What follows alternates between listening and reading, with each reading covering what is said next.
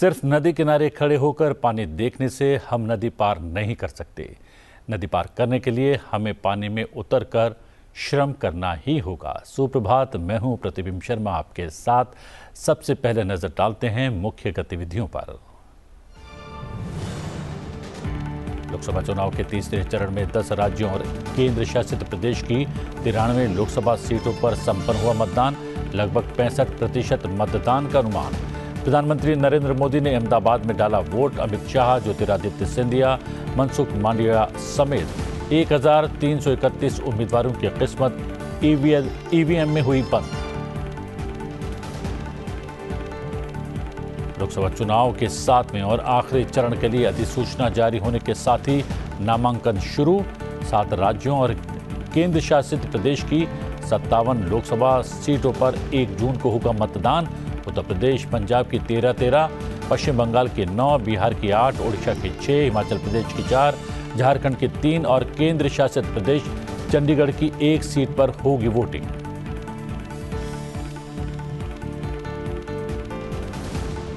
भारत की मित्र और तटस्थ देश के साथ मजबूत इरादों वाले राष्ट्र के रूप में सामने आई पहचान। दिल्ली विश्वविद्यालय के हंसराज कॉलेज में विकसित भारत 2047 कार्यक्रम को संबोधित करने के दौरान विदेश मंत्री एस जयशंकर ने कही ये बात। कहा, विकसित भारत के संकल्प को देश के युवा करेंगे पूरा।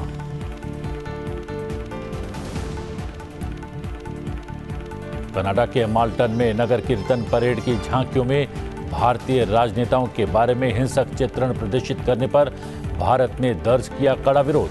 कहा, कानून का सम्मान करने वाले देशों को अभिव्यक्ति की स्वतंत्रता के नाम पर कट्टरपंथियों को इस तरह की अनुमति देना गलत। व्लादिमीर पुतिन ने रिकॉर्ड 5वीं बार ली रूस के राष्ट्रपति के रूप में शपथ। देश के लोगों को वैश्विक मंच पर रूस की स्थिति को मजबूत करने का दिलाया भरोसा। कहा, हम और अधिक मजबूत बनकर उभरेंगे।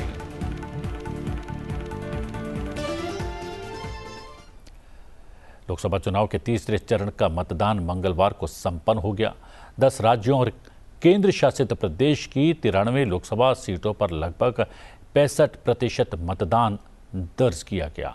तीसरे चरण में गुजरात की 25, कर्नाटक की 14, महाराष्ट्र की 11, उत्तर प्रदेश की 10, मध्य प्रदेश की 9, छत्तीसगढ़ की 7, बिहार की 5, असम और पश्चिम बंगाल की 4, गोवा, दादरा नगर हवेली और दमन में 2 सीटों पर मतदान संपन्न हुआ।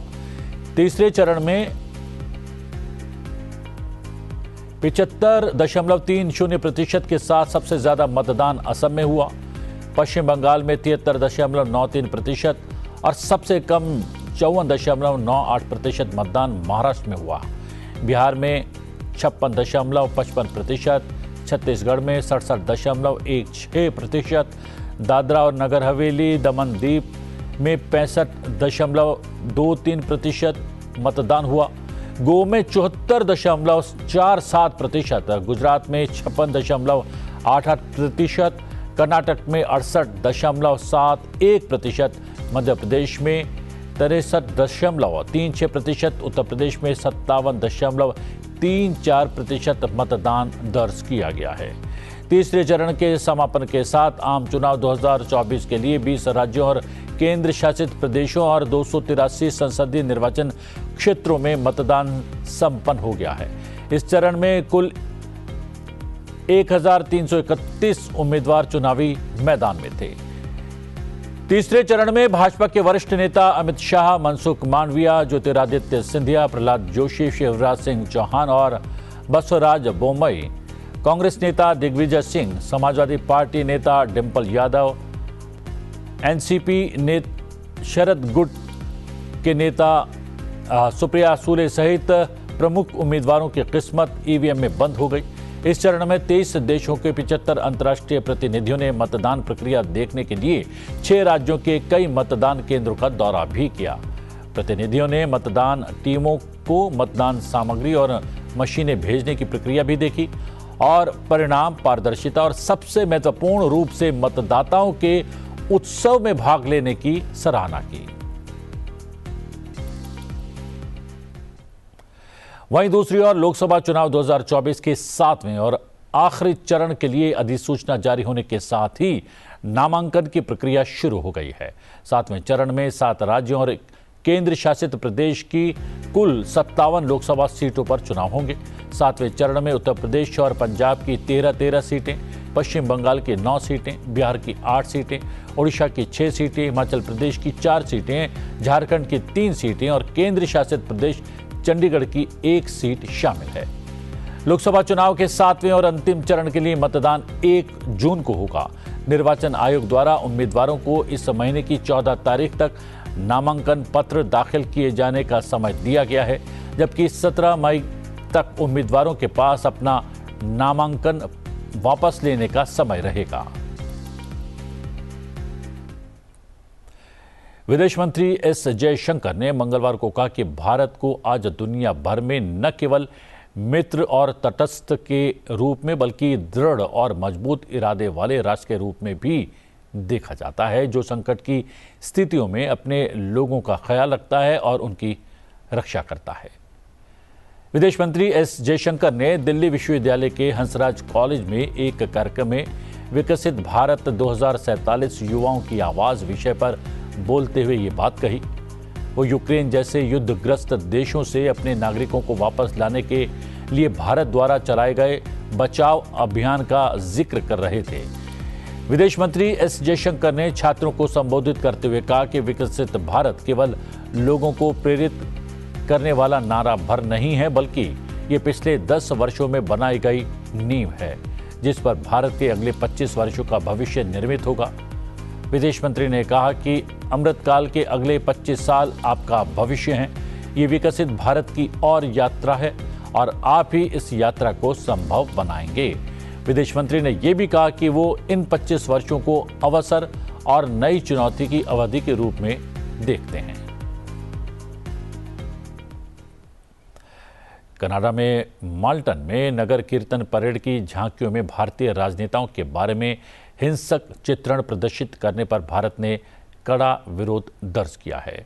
भारत का कहना है कि कानून का सम्मान करने वाले देशों को अभिव्यक्ति की स्वतंत्रता के नाम पर कट्टरपंथियों को इस तरह की अनुमति देना गलत है।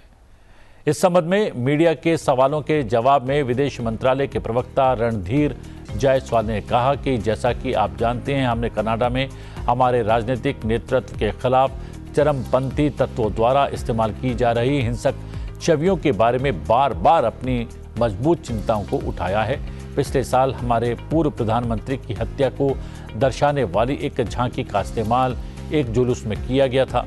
पूरे कनाडा में भारतीय राजनयिकों के खिलाफ हिंसा की धमकी वाले पोस्टर भी लगाए गए थे।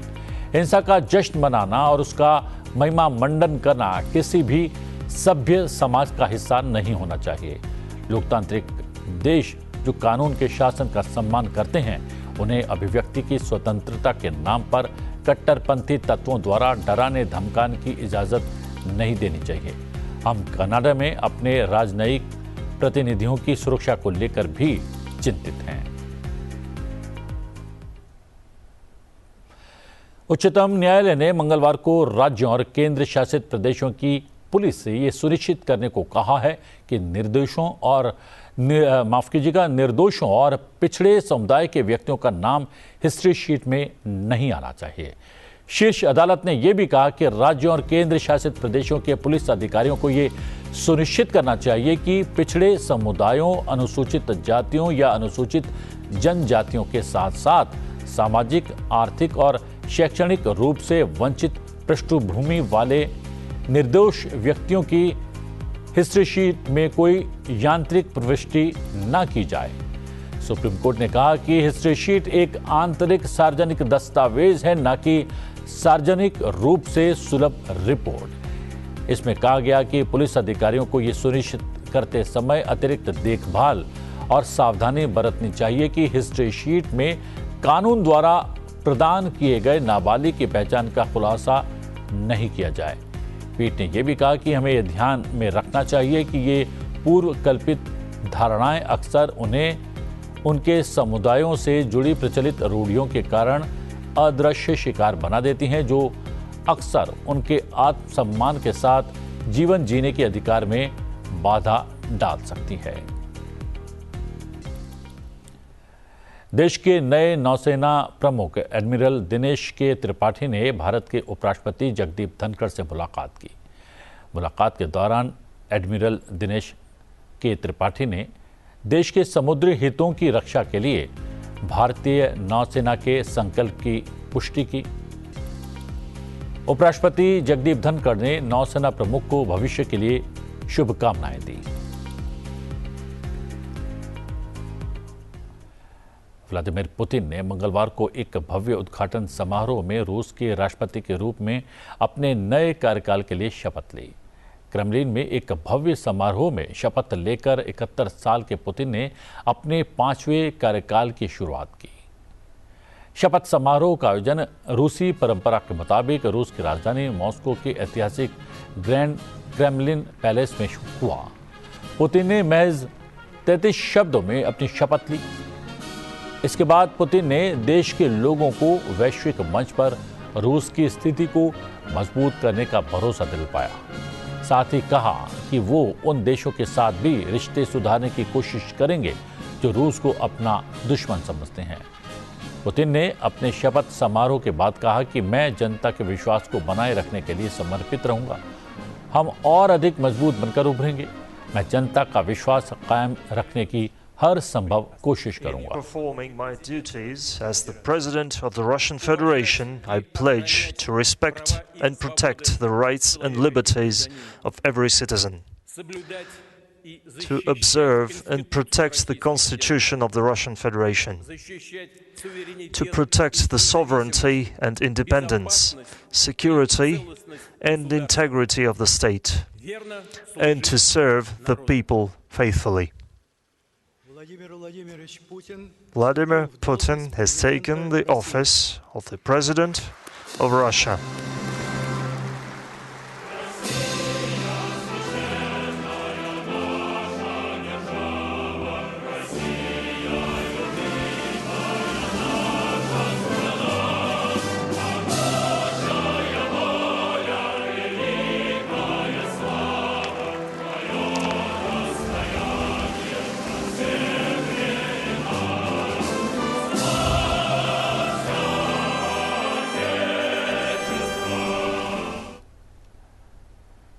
अठारह वंचित छात्रों के जेईई मेंस में सफलता हासिल करने के साथ ही भारतीय सेना के सुपर 30 ने उल्लेखनीय सफलता हासिल कर ली है। इस उपलब्धि के पीछे उत्प्रेरक पेट्रोनेट सुपर 30 में प्रदान की गई कोचिंग थी, जो भारतीय सेना की व्हाइट नाइट कोर द्वारा संचालित एक नेक पहल है।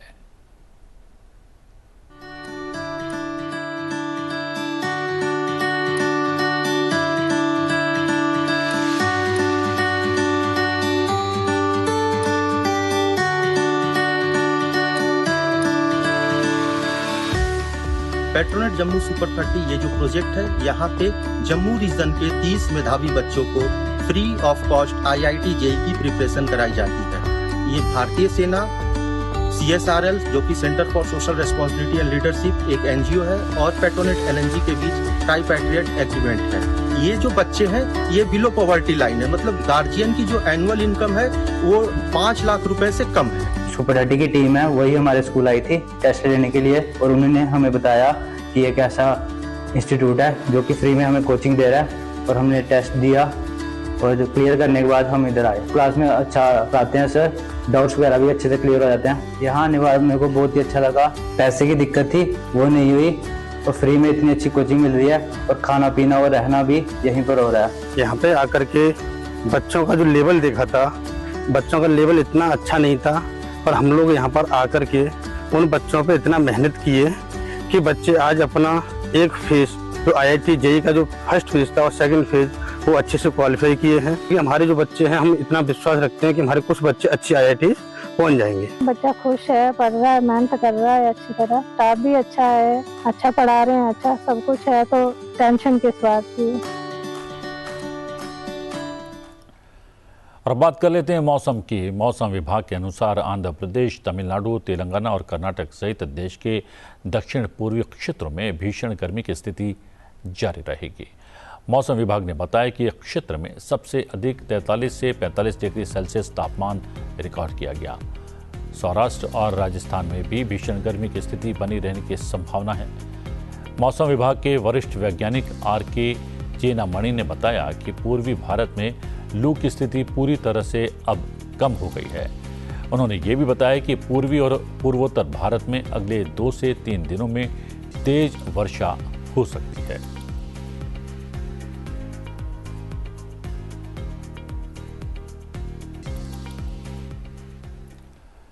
और अब समय है आपसे विदा लेने का। चलते चलते आपको छोड़े जाते हैं आज के दिन से जुड़े इतिहास के साथ। मुझे दीजिए आज्ञा, लेकिन बने रहिए संसद टीवी के साथ। नमस्कार। 8 मई साल 1899 को महान क्रांतिकारी वासुदेव चापेकर शहीद हुए। वासुदेव चापेकर भारतीय इतिहास में प्रसिद्ध चापेकर बंधुओं में से एक थे। इनके 2 और भाई थे, बालकृष्ण चापेकर और दामोदर हरि चापेकर। इन तीनों भाइयों ने मातृभूमि को आजाद कराने के लिए अपना पूरा जीवन समर्पित किया। ये तीनों भाई इतिहास में संयुक्त रूप से चापेकर बंधु नाम से प्रसिद्ध हुए। वासुदेव चापेकर ने अपने भाइयों के साथ मिलकर राजनीति और क्रांतिकारी गतिविधियों में सक्रिय रूप से भाग लिया। तीनों भाइयों को आजादी की लड़ाई में सक्रिय भूमिका निभाने के लिए ब्रिटिश हुकूमत ने फांसी की सजा दी। 8 मई साल 1948 से दुनिया भर में विश्व रेड क्रॉस दिवस मनाने की शुरुआत हुई। आज ही के दिन रेड क्रॉस के संस्थापक हेनरी डुनो का जन्म हुआ था। इसे रेड क्रिसेंट डे के रूप में भी जाना जाता है। साल 1859 में फ्रांस और ऑस्ट्रिया के बीच हुए सोल्फेरिनो युद्ध में जब हेनरी डुनो ने युद्ध स्थल का दौरा किया तो वहां हुए भयानक रक्तपात को देखकर उनका हृदय विचलित हो उठा, जिसके बाद उन्होंने रेड क्रॉस नामक संगठन की स्थापना की। इसका उद्देश्य मानव जीवन की रक्षा करना और किसी भी युद्ध और कठिनाइयों में लोगों की सहायता करना है।